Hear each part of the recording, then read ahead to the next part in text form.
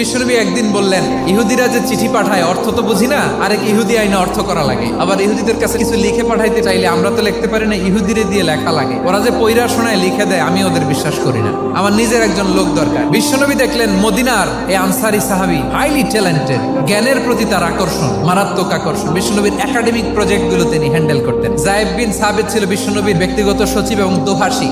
ইহুদিরা কিছু লিখে দিলে এটার অর্থ বিশ্বনবীরে বুঝাই দিতেন। আবার ইহুদিদের কাছে কিছু লিখতে হলে তিনি লিখে দিতেন। বিশ্বনবী এই যায়েদ বিন সাবিতকে চুজ করলেন ল্যাঙ্গুয়েজের জন্য।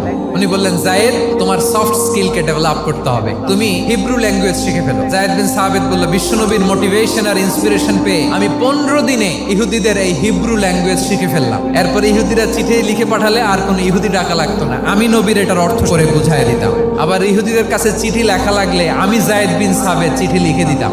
বিশ্বনবী তাকে দায়িত্ব দিলেন, কোরআন যা নাজিল হয় তুমি লিখো, কাতিবুল ওয়াহি বানায় দিলেন। সুবহানাল্লাহ।